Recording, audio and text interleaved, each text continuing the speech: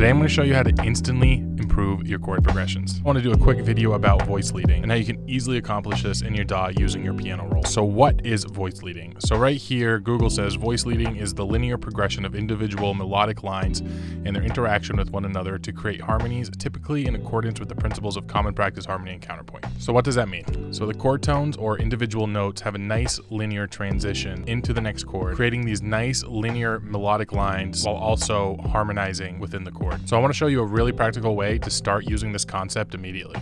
So jumping into a session, you will see that I already have a set of chords here. These were made from my video yesterday. So now let's just take a listen to these chords as they are.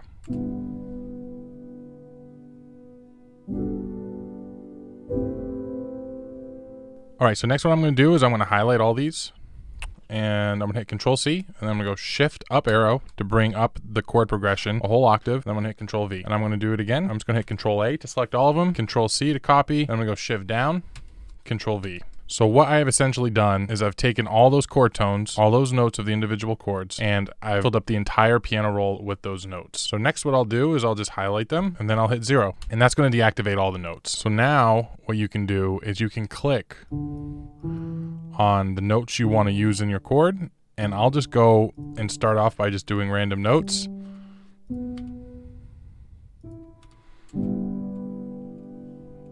There we go, there we have a chord. You know what, to make a better point, I'm just going to duplicate this entire chord progression. So I selected random notes for the first chord. So the trick to voice leading, you want to select notes that have a linear melodic path to them. So you can think of each one of these notes as an individual voice. Think of like a choir, or think of like a string quartet. Since I've selected 4 notes, we want to keep that as 4 individual voices. So when you're selecting your next notes, you want to move them in a melodic way. So the E could maybe go up to a G, and the B could go up to the D, and the G could go up to the A, and the D could go up to the F.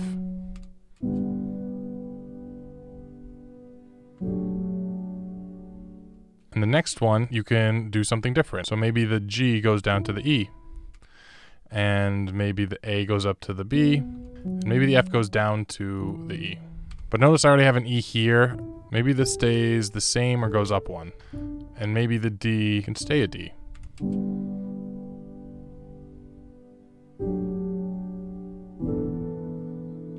So there you have it. Now we have a nice melodic chord progression with 4 individual voices. So let's keep on going. So let's say the A goes up to a B, or let's bring it back down to a G.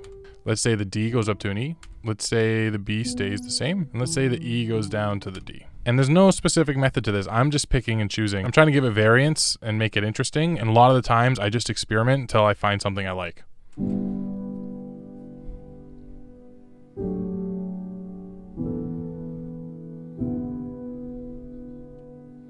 So I didn't really like that all too much. So let's see if I can change it around.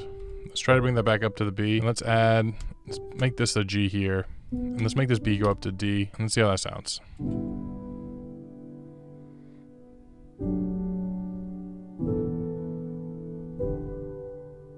All right, so now I'm just going to keep going. I'm going to bring that down. I'm going to bring the G down to the F. I'm going to bring that down to a B. See how that sounds.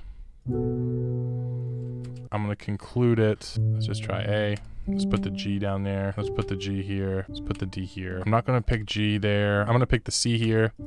And I'm going to move this up here. So I'm trying not to duplicate notes because I want the chords to have the full range. Let's hear how that sounds. So now this is the progression altogether.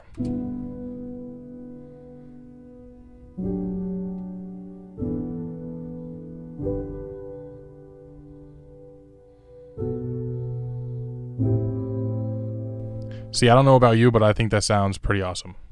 There's something to having 4 individual voices leading into the next, hence voice leading. I think if you implement something like this in your music, you can find it very helpful, and you can write way more interesting and melodic chord progressions. And what would be even cooler is if you transpose this onto a guitar. Using these notes, it could sound really awesome. All right, so I ended up learning it on my guitar.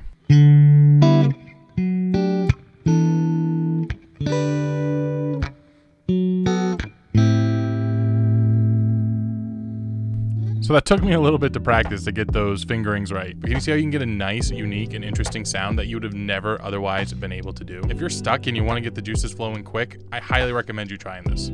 because you can get some really difficult parts on guitar that you have to practice. And I've always thought that when I write a guitar piece that requires me to practice, then I know it's a good piece of music. So if you found this useful at all, I'd love to hear about it. If there's something you disagree with or something I got wrong, let me know. This is only like my 3rd video on my channel. I'm trying to get better. Just let me know how I'm doing. And if you want to support me, hit that like button, hit that subscribe button. I really do appreciate it, and it helps out a lot. All right, thanks. I'll catch you next time.